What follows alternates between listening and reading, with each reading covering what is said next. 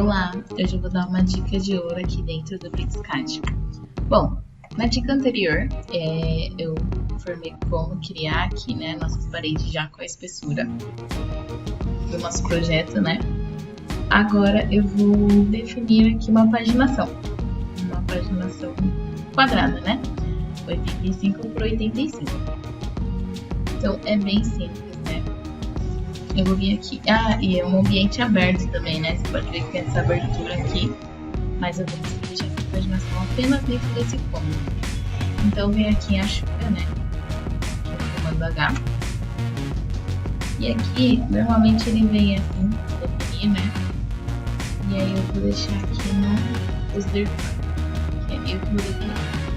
Então eu definir aqui o 85. E vou escolher aqui aonde eu quero que seja determinada essa hachura. Seleciono aqui os pontos, né? Quando é utilizado o M-Line dentro do BricsCAD, normalmente ele fica junto. Então o que eu indico para conseguir fazer da mesma forma que eu estou fazendo? Explodir. Então você vai selecionar o objeto, dar o X, Enter. Pronto, vamos explodir as paredes para a gente poder conseguir colocar aqui a nossa hachura.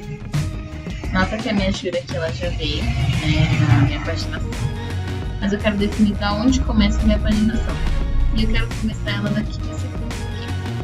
Então eu venho aqui, origem da hachura, né, escolho aqui no origem, primeiro no OK, duplo clique aqui na minha hachura já criada. Escolho aqui a origem onde eu quero que ele se inicie daqui. Então a partir desse primeiro piso aqui, que eu vou determinar todos os demais. Então vou OK. E aqui está a minha determinada aqui com paginação. É bem simples, né? Eu não preciso usar offset, trim, criar vários quadradinhos, colando. Minha própria hachura já deu aqui a minha paginação desse cômodo, mesmo ele sendo ambiente aberto.